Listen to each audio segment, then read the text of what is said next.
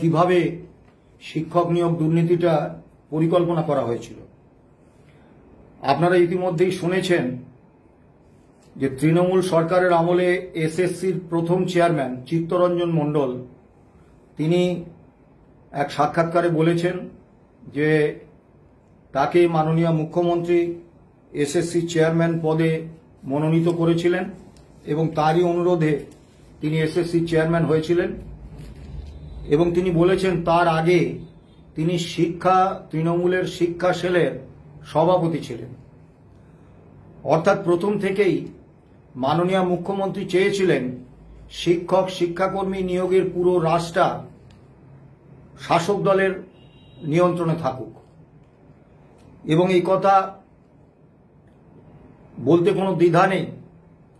সরকারি কর্মচারী, শিক্ষক, শিক্ষাকর্মী, বোর্ড, কর্পোরেশন, পঞ্চায়েত, পুরসভার কর্মচারী নিয়োগ প্রক্রিয়াটা হ্রাস নিয়ন্ত্রণ যদি সরকারের বকলমে শাসক দলের হাতে থাকে তাহলে সেই নিয়োগ প্রক্রিয়ায় স্বজন পোষণ, রাজনৈতিক নিয়োগ, দুর্নীতি হবে, এ নিয়ে কোনো সন্দেহের অবকাশ নেই। তা চিত্তরঞ্জন মণ্ডল বাবুকে এসএসসি সভাপতি করেছিলেন মাননীয় মুখ্যমন্ত্রী, তার কারণ তার যোগ্যতা, তিনি তৃণমূল কংগ্রেসের শিক্ষা সেলের সভাপতি ছিলেন। তা তিনি আদালতে বলেছেন যে তিনি 2.5 বছর ওই পদে ছিলেন কিন্তু তারপরে আর থাকতে পারেননি, কারণ বেআইনি নিয়োগ করার জন্য তার উপর চাপ দিচ্ছিলেন পার্থ চট্টোপাধ্যায় এবং আর এক অধুনা বিজেপিতে যাওয়া আর এক নেতা। তা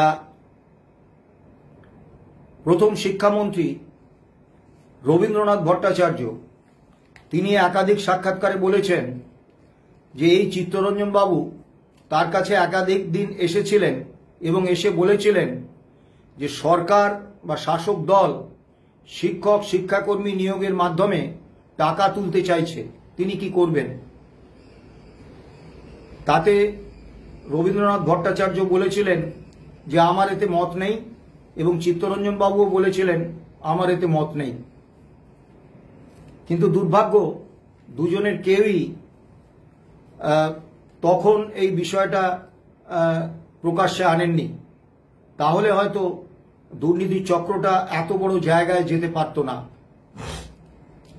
রবীনবাবু পরবর্তীকালে একাধিক সাক্ষাৎকারে বলেছেন শিক্ষামন্ত্রী পদ থেকে তাকে সরিয়ে দেওয়ার কারণের নেপথ্যে হয়তো এই দুর্নীতির মাধ্যমে শিক্ষক শিক্ষাকর্মী নিয়োগের বিষয়টা তিনি সমর্থন করবেন না, এটা জেনেই।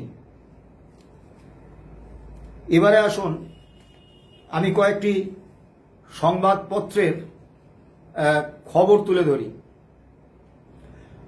2015 সালের 16ই অক্টোবর সংবাদপত্রে খবর হলো মহা কেলেঙ্কারি রাজ, হাওড়ায় প্রাথমিক স্কুলে আজব নিয়োগ। খবরে যা বলা হলো আমি সংক্ষেপে বলছি। 2012 সালে সারা পশ্চিমবাংলায় টেট বাদ দিয়ে প্রাথমিক শিক্ষক নিয়োগ সম্পূর্ণ নিষিদ্ধ হয়ে যায়, কিন্তু হাওড়া জেলা প্রাথমিক শিক্ষা সংসদ 2014 সালে 1826 জনকে প্রাথমিক শিক্ষক হিসেবে নিয়োগ দেন এই টেট এড়িয়ে। এখন প্রশ্ন হচ্ছে টেট যেখানে বাধ্যতামূলক 2012 সাল থেকে, সেখানে 2014 সালে টেট এড়িয়ে কিভাবে নিয়োগ দেওয়া হলো। বাম আমলে 22/4/2010 সালে 10 তারিখে একটা বিজ্ঞাপন বেরিয়েছিল। সেই বিজ্ঞাপনে বলা ছিল হাওড়া জেলায় প্রাথমিক শিক্ষক নিয়োগ করা হবে এবং তাতে পরীক্ষা দেওয়ার জন্য যারা আবেদন করবেন তাদের ন্যূনতম যোগ্যতা হতে হবে মাধ্যমিক পরীক্ষায় জেনারেল ক্যাটাগরিদের 68%, ওবিসি ক্যাটাগরির প্রার্থীদের 63%, এসসি প্রার্থীদের 55% এবং এসটি প্রার্থীদের 34% নম্বর পেতেই হবে। অর্থাৎ আবেদন করার ন্যূনতম যোগ্যতা মান হচ্ছে এই মাধ্যমিক পরীক্ষায় এই 68%, 63%, 55% বা 34% নম্বর পাওয়া।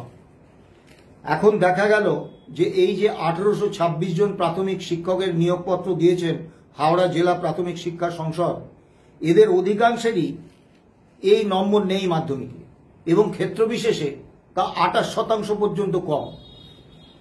সাংবাদিকরা তৎকালীন হাওড়া প্রাথমিক শিক্ষা সংসদের জেলা প্রাথমিক শিক্ষা সংসদের চেয়ারম্যান পুলককান্তি দেবকে প্রশ্ন করেছিলেন যে এরা তো মাধ্যমিক পরীক্ষায় এই নম্বর পায়নি, তাহলে এরা আবেদন করলো কিভাবে, তাদের আবেদন আপনারা গ্রহণ করলেন কিভাবে, এবং তারা পরীক্ষা দিল কিভাবে, চাকরি বা পেল কিভাবে। তা পুলককান্তি দেব বলেছিলেন, মাধ্যমিকে আমাদের ঠিক করে দেওয়া যোগ্যতা মানের থেকে কম নম্বর পেলেও ওরা আমাদের নেওয়া পরীক্ষায় পাশ করেছে। এখন যারা আবেদন করার যোগ্যতাটুকুই যাদের ছিল না, তারা কি করে আবেদন করলেন এবং আমাদের নেওয়া পরীক্ষায় পাশ করে প্রাথমিক শিক্ষক হিসেবে নিয়োগ পেলেন, আপনারা একটু বিচার বিবেচনা করে দেখুন। এবার আসুন 2013 সালের 9ই আগস্ট সংবাদপত্রে হেডলাইন হলো, শিক্ষক নিয়োগে দলীয় বিধায়কদের সুপারিশ চাইলেন পার্থ চট্টোপাধ্যায়। 2013 সালের 23শে আগস্ট কলকাতা থেকে প্রকাশিত একাধিক সংবাদপত্রে হেডলাইন, প্রাথমিক শিক্ষক নিয়োগে তৃণমূল নেতা মন্ত্রীদের ঢালাও সুপারিশ, এবং সেখানে বলা হলো যে তৃণমূল বিধায়কদের নির্দেশ দেওয়া হয়েছে যে বিধানসভা ভিত্তিক তালিকা তৈরি করতে হবে, সুপারিশের তালিকা, যারা এই প্রাথমিক শিক্ষক নিয়োগের পরীক্ষা দিয়েছেন এবং তাদের অ্যাডমিট কার্ড, পরিচয়পত্রের অনুলিপি, নাম, ঠিকানা, রোল নাম্বার, বাবা বা স্বামীর নাম সহ একদম নির্দিষ্ট করে দিয়ে সুপারিশের তালিকা পাঠাতে হবে। এবং ওই খবরে আরো লেখা হলো যে এই সুপারিশের তালিকা নিয়ে 20শে আগস্ট 2013 বিধানসভায় উচ্চশিক্ষামন্ত্রীর ঘরে তৃণমূলের এক শীর্ষ নেতা, এক বিশিষ্ট মন্ত্রী, প্রাথমিক শিক্ষা পর্ষদের এক শীর্ষ কর্তা এবং উচ্চশিক্ষামন্ত্রী একটি বৈঠক করেন। 2014 সালের 25শে জানুয়ারি প্রত্যেকটি টিভি চ্যানেলে বিকেল 4টে থেকে একটি স্ট্রিং অপারেশন প্রচার করা হতে থাকলো, এবং সেই স্ট্রিং অপারেশনে একটা অডিও বাজানো হলো, যে অডিওতে বলতে শোনা গেল যে পূর্ব পরিকল্পনা মতো দলীয় বিধায়কদের সুপারিশের তালিকা অনুসারে তৃণমূল ভবনে প্রাথমিক শিক্ষক নিয়োগের মেধা তালিকা তৈরি হচ্ছে এবং এই তালিকা থেকেই নিয়োগ হয়েছে এবং হবে। টেট একটা প্রহসন। 2015 16ই অক্টোবরের খবরের কাগজ দেখুন, সেখানে একটা খবর বেরিয়েছে যে ওই 15ই অক্টোবর অর্থাৎ তার আগের দিন আদালতে প্রাথমিক শিক্ষক নিয়োগ দুর্নীতি মামলায় সরকারি আইনজীবীরা স্বীকার করে নিয়েছেন যে পরীক্ষা শেষ হওয়ার আগেই টেটের প্রশ্ন ফাঁস হয়ে গিয়েছিল। এখন আপনারা বলতেই পারেন, সংবাদপত্রে প্রকাশিত সংবাদ বা এই যে স্ট্রিং অপারেশনে বলা অডিও ক্যাসেট, তার সত্যতা কিসের? এখন এ বিষয়ে সংবাদপত্রে এই খবরগুলো বেরিয়েছে, এগুলো সত্যি কি মিথ্যে তার দায় সংবাদপত্রের সম্পাদক এবং সংশ্লিষ্ট সাংবাদিকের। স্ট্রিং অপারেশন যিনি করেছেন তার দায়িত্ব যে এই স্ট্রিং অপারেশনের বক্তব্য সঠিক না মিথ্যে, সাজানো।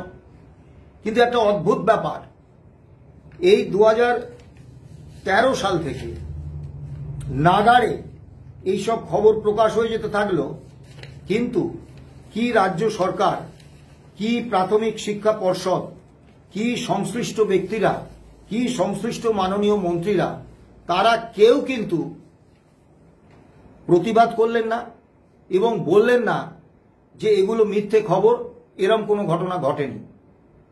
এবং তারা সংশ্লিষ্ট সংবাদপত্রে কোনো প্রতিবাদপত্র পাঠালেন না এবং ওই স্ট্রিং অপারেশনের বিরুদ্ধেও বিভিন্ন টিভি চ্যানেলগুলোতে কোনো প্রতিবাদপত্র পাঠালেন না এবং তাদের বিরুদ্ধে কোনো আইনি ব্যবস্থা নিলেন না।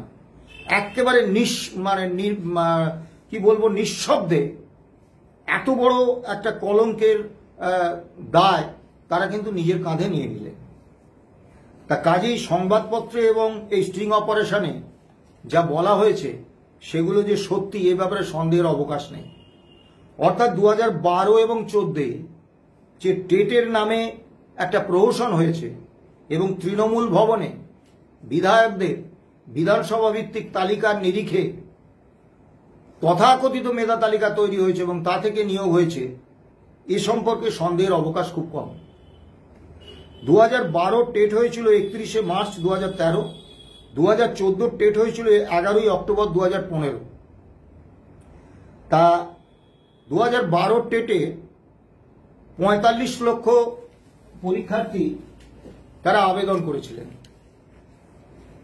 এবং মজা ব্যাপার, পরীক্ষা দিয়েছিলেন মাত্র 17,05,000, অর্থাৎ 27,49,000 পরীক্ষার্থী 2012 টেটে আবেদন করেও পরীক্ষার প্রস্তুতি নিয়েও পরীক্ষায় বসলেন না।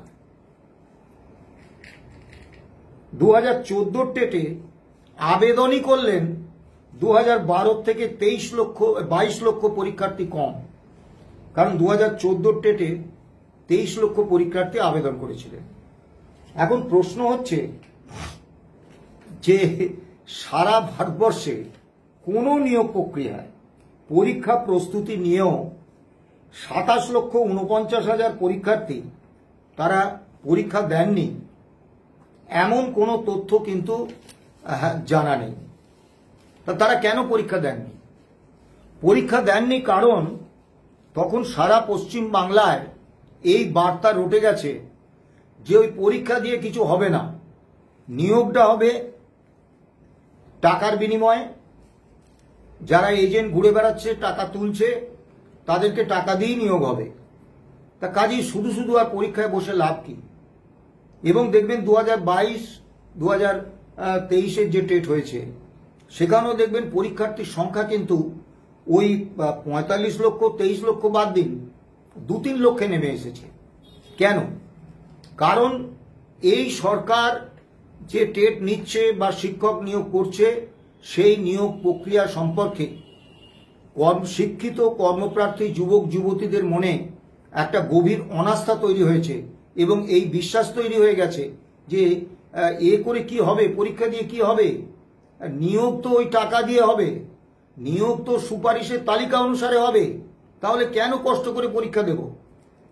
এটা কিন্তু একটা সরকারের পক্ষে অত্যন্ত নিন্দনীয় এবং অত্যন্ত খারাপ বিষয়।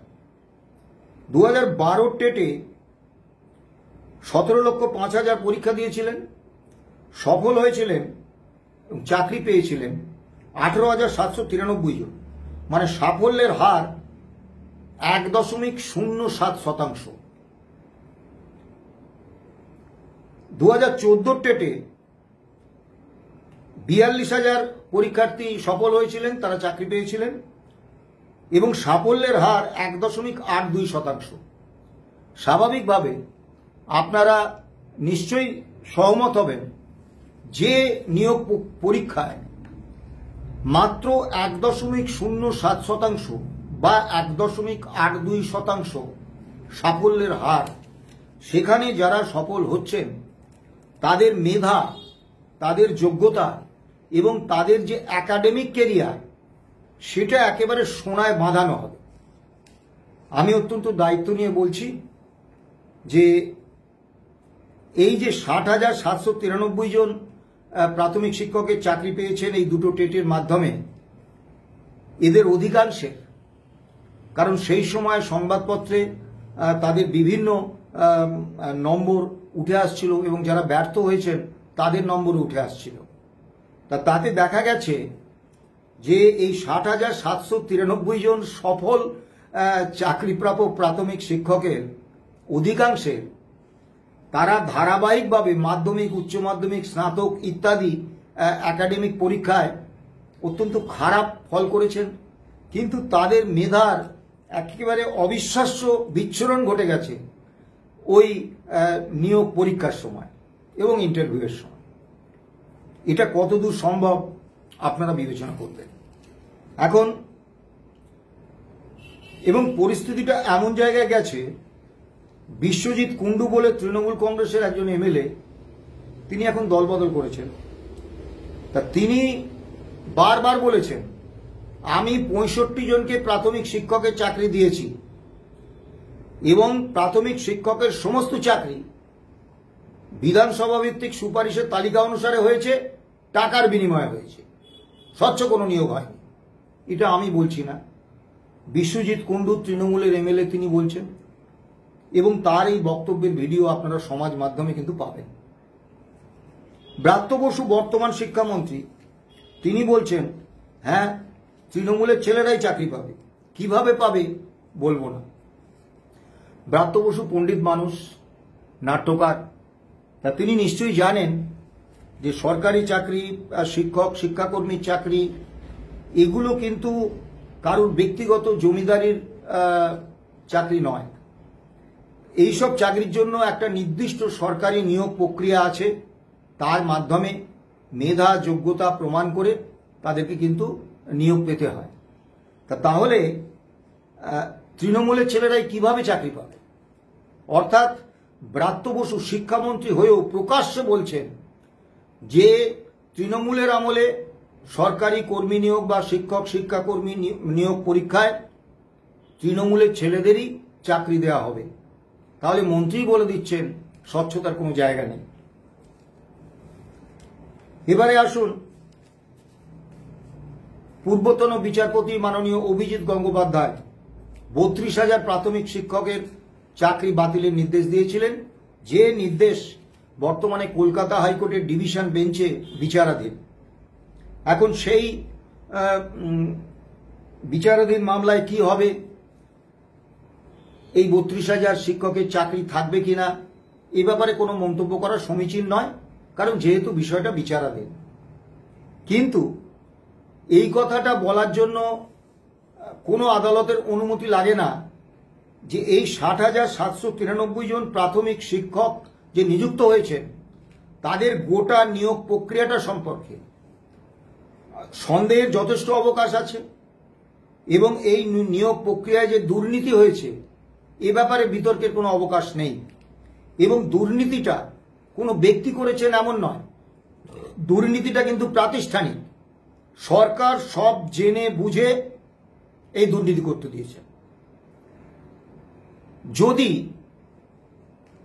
সরকারের বিরুদ্ধে হতেন তাহলে যখনই 2013 সাল থেকে সংবাদ মাধ্যমে এই ধরনের খবর প্রকাশ হচ্ছে তখনই কিন্তু মাননীয় মুখ্যমন্ত্রী সংশ্লিষ্ট ব্যক্তিদের ডেকে তাদের জিজ্ঞাসাবাদ করতেন এবং সিআইডি বা পুলিশকে, গোয়েন্দা বিভাগকে নির্দেশ দিতেন তদন্ত করে দেখা যে সত্যি নিয়োগের ক্ষেত্রে এই ধরনের বিধানসভা ভিত্তিক সুপারিশের তালিকা অনুসারে টাকার বিনিময়ে নিয়োগ হয়েছে কিনা।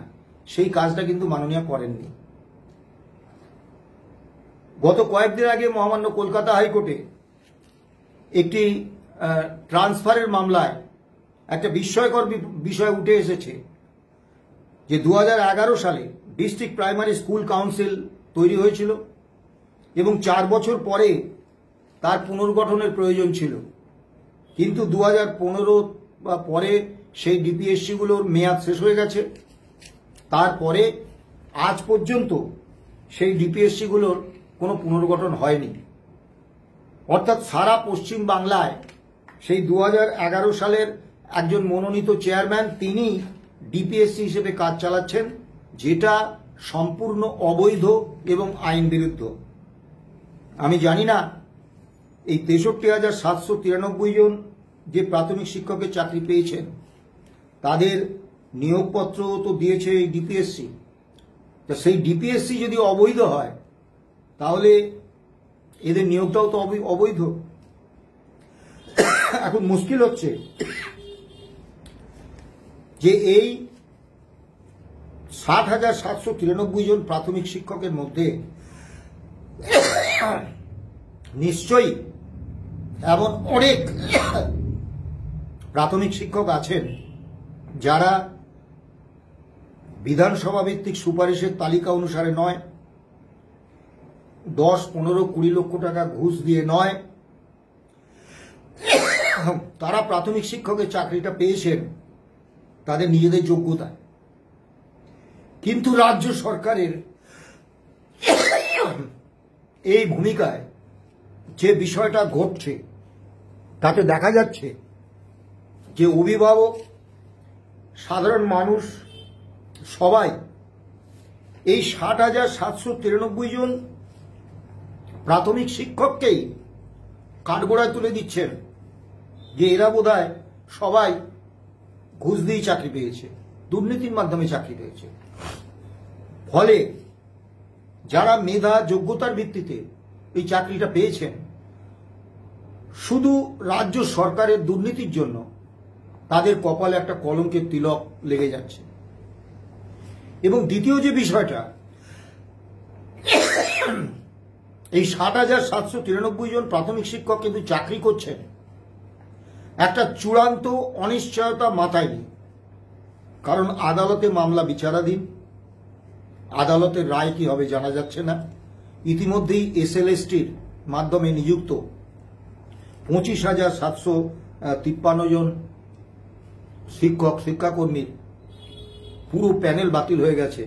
তারা 10-12 বছর চাকরি করার পরে তাদের চাকরি চলে গেছে। সম্প্রতি সুপ্রিম কোর্ট 1 সেপ্টেম্বর একটা রায় দিয়েছেন, কাজীর বিচার বলতে পারেন, যে 2023 সালের 1 সেপ্টেম্বরের পরে যারা কর্মরত থাকবেন এবং এরপর যারা পদোন্নতি নেবেন তাদের প্রত্যেককে টেট পরীক্ষায় উত্তীর্ণ হতে হবে। ভাবুন, অর্থাৎ যাদের 5 বছর চাকরি আছে বা যাদের 5 বছরের বেশি চাকরি আছে এবং যারা 5 বছরের কম চাকরি থাকলেও কোনো পদোন্নতি নেবেন, তাদের প্রত্যেককে আবার টেট পাস করতে হবে। তা যদি তারা এই টেট পরীক্ষা পাস না করেন তাহলে কি তাদের চাকরি চলে যাবে?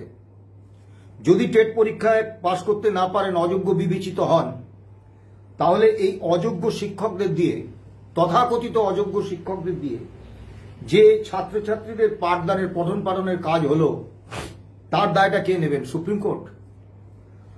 তা মেডিকেলে ভর্তির ক্ষেত্রে তো নিট বাধ্যতামূলক হয়েছে, তাহলে জয়েন্ট এন্ট্রান্সের মাধ্যমে যেসব ডাক্তারবাবু নিযুক্ত হয়েছেন, পড়াশোনা করছেন, তাদেরকে আবার নিট দিতে হবে। বিশ্ববিদ্যালয়, কলেজ, বিশ্ববিদ্যালয়ের অধ্যাপকদের ক্ষেত্রে তো কেন্দ্রীয় পরীক্ষা বাধ্যতামূলক হয়েছে। তার আগে যারা নিযুক্ত হয়েছেন তাদেরকে আবার ওই নেট সেট পরীক্ষা দিতে হবে। এই আদেশের ফলে প্রাথমিক যারা কর্মরত প্রাথমিক শিক্ষক, তাদের জীবনে আর একটা অনিশ্চয়তা নেমে এসেছে। এবারে আসুন, যে এসএলএসটির যে 25,753 জনের চাকরি বাতিল হয়েছে, নিয়োগ বাতিল হয়ে গেছে, সেই রায়টাকে আমি বারবারই বলেছি, এটা রায় হয়েছে, ন্যায়ও হয়নি, বিচারও হয়নি। এবং সবথেকে দুর্ভাগ্যের বিষয় যে এই 26,753 জনের মধ্যে যারা যোগ্যতা, দক্ষতা, মেধা ভিত্তিতে, পরিশ্রমের ভিত্তিতে চাকরি পেয়েছিলেন, তাদেরকেও মহামান্য সুপ্রিম কোর্ট একটা চূড়ান্ত অনিশ্চয়তার মধ্যে ঠেলে দিয়েছে। আমি জানি না তাদের কতজন এই যে নিয়োগ পরীক্ষা হয়েছে তাতে তাদের কতজন সফল হয়ে আবার নিয়োগ পাবেন। এবং এখানে সবথেকে বড় প্রশ্ন, মহামান্য সুপ্রিম কোর্টে বঞ্চিত চাকরি প্রার্থীদের আইনজীবী সুদীপ্ত দাশগুপ্ত এবং বিক্রম বন্দ্যোপাধ্যায় তারা একটি তালিকা দিয়েছিলেন এবং পরিষ্কার পরিচ্ছন্নভাবে বলেছিলেন এই তালিকাটা তারা তৈরি করেছেন এসএসসি বিভিন্ন সময়ে হাইকোর্টে এবং সুপ্রিম কোর্টে যে তথ্য দিয়েছে তার ভিত্তিতেই তালিকাটা তৈরি করা। সেখানে বলা হয়েছে যারা স্বচ্ছতার সঙ্গে নিয়োগ পাননি, অর্থাৎ যাদের নিয়োগ নিয়ে প্রশ্ন আছে,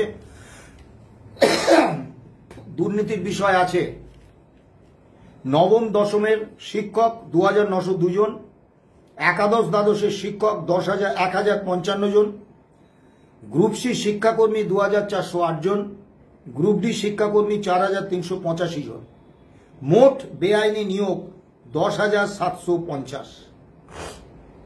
এবং তারা যে তথ্য দিয়েছিলেন 25,753 নয়, মোট নিয়োগ হয়েছে 25,844। এই পরিসংখ্যানের কোনো বিরোধিতা কিন্তু মহামান্য সুপ্রিম কোর্টে এসএসসি বা সিবিআইয়ের পক্ষ থেকে করা হয়নি।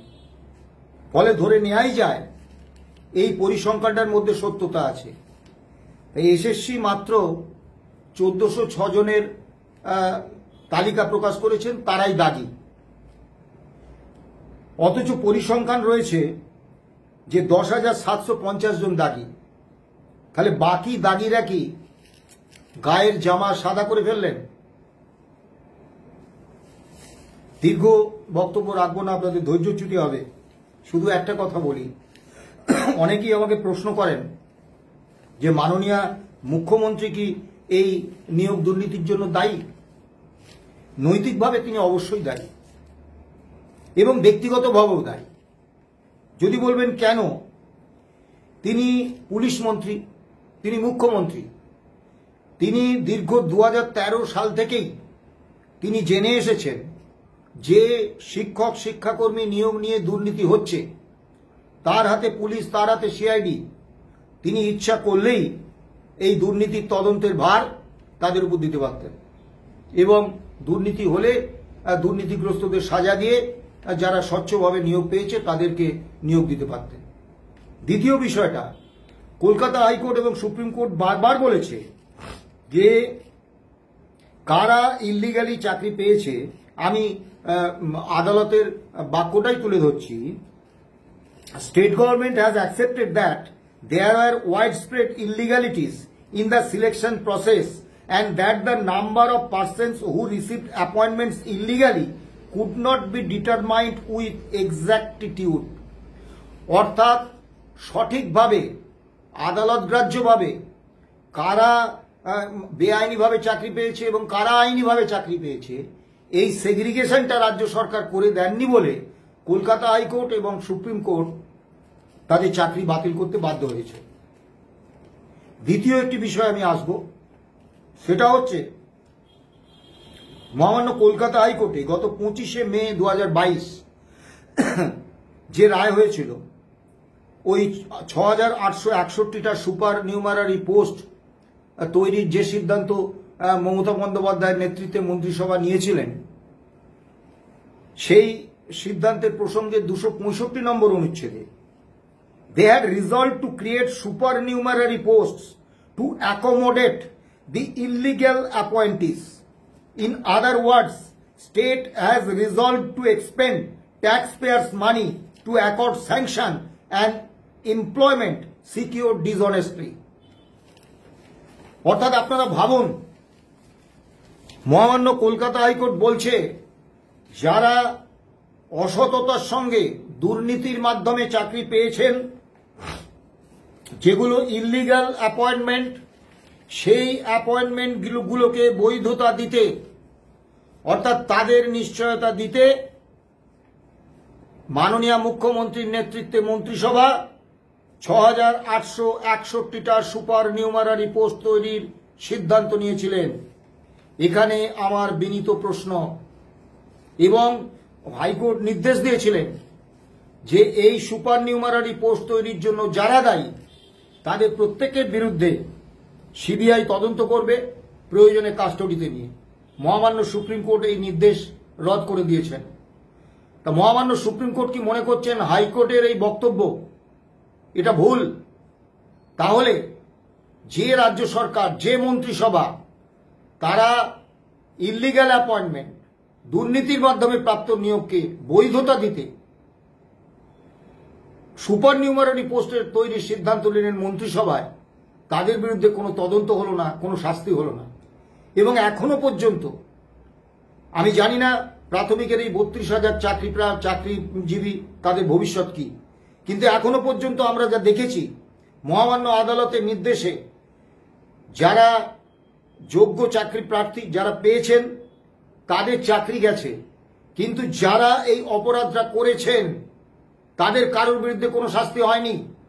এই যে 10,750 জন যারা, যেটা বেআইনি নিয়োগ এসএলএসটির মাধ্যমে, সেই 10,750 জনের একজনও আজ পর্যন্ত আদালত নির্দেশিত যে 12% সুদ সহ তাদের বেতনের টাকা ফেরত দেননি। এবং এখনো পর্যন্ত মাননীয় মুখ্যমন্ত্রী অযোগ্য যারা বেআইনি নিয়োগ, যারা দুর্নীতির মাধ্যমে চাকরি পেয়েছে, তাদের পক্ষে বিভিন্ন সহানুভূতিশীল কথাবার্তা বলছেন এই শিক্ষকদের চাকরি গেছে তো কি হয়েছে, ওদের গ্রুপ সির চাকরি দেয়া যায় কিনা দেখছি। শেষ করব একটা ছোট কথা বলে।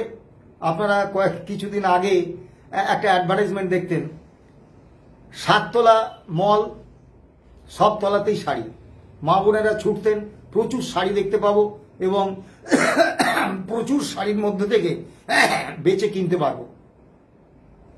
তৃণমূল কংগ্রেস একে যদি একটা 7 তলা মল ভাবেন, তাহলে প্রত্যেক তলায় চোর। আপনি যেরম ভ্যারাইটির চোর পাবেন। মোটা চোর চান পার্থ চট্টোপাধ্যায়, রোগা চোর চান জীবনকৃষ্ণ সাহা, অধ্যাপক চোর চান বুড়ো চোর সৌগত রায়, আপনি মহিলা চোর চান কাকলি ঘোষ দস্তিদার, আপনি মেয়র চোর চান স্যান্ডো ববি, মানে ওই ববি হাকিম, আপনি একটু মাতাল একটু রসে বসে আছে এরকম চোর চান পাবেন মদ অন মিত্র। মানে হরেক রকমের চোর এই কিন্তু তৃণমূলে আপনি পাবেন। আপনার যেরকম মনে হবে বেছে নেবেন। দুর্ভাগ্যের বিষয়, 2011 সালে মানুষ অত্যন্ত আশা করে একটা স্বপ্ন দেখে এই সরকারকে ক্ষমতায় এনেছিলেন এবং মাননীয় মুখ্যমন্ত্রী তখন বিরোধী নেত্রী ছিলেন। তার আগে নামের আগে লেখা হতো সততার প্রতীক মমতা বন্দ্যোপাধ্যায়। আজকে অতি বড় তৃণমূল সমর্থকও ভুলেও লেখেন না সততার প্রতীক মমতা বন্দ্যোপাধ্যায়। তাহলে কি তৃণমূল কংগ্রেসের একনিষ্ঠ কর্মীরাও মাননীয় মুখ্যমন্ত্রীকে আর সততার প্রতীক বলে মনে করছেন না? পরিশেষে একটা কথা বলি, যতদিন সরকারি কর্মী বা শিক্ষাকর্মী নিয়োগ প্রক্রিয়ায় সরকারের বকলমে শাসক দলের নিয়ন্ত্রণ থাকবে, ততদিন দুর্নীতি হবে। কোনো সুপ্রিম কোর্ট, কোনো হাইকোর্ট এই দুর্নীতি আটকাতে পারবে না। কাজেই দুর্নীতিমুক্ত উপায়ে নিয়োগ করতে গেলে একমাত্র সাংবিধানিক নিরপেক্ষ সংস্থা তৈরি করতে হবে। অবশ্য তাতেই বা কি হবে, পিএসসি তো সাংবিধানিকভাবে নিরপেক্ষ সংস্থা, সরকারের নিয়ন্ত্রণের বাইরে, কিন্তু সেই পিএসসিও আজকে অর্থ দপ্তরের একটা শাখাতে পরিণত করেছেন এবং সেখানেও লাগার দুর্নীতি হচ্ছে। অর্থাৎ শাসক দলের হাতে নিয়োগের রাস্তা থাকলে দুর্নীতি হবে। মহামান্য আদালতকে একটা বিরাট সুযোগ মহামান্য আদালতের কাছে এসেছে। তারা এটা বুঝুন যে নিয়োগ প্রক্রিয়াটার হ্রাস সরকারের বকলমে শাসক দলের হাতে কেড়ে নেওয়ার ব্যবস্থা করতে হবে, তবেই স্বচ্ছ নিয়োগ হবে, না হলে হবে না। ভালো থাকবেন, সুস্থ থাকবেন।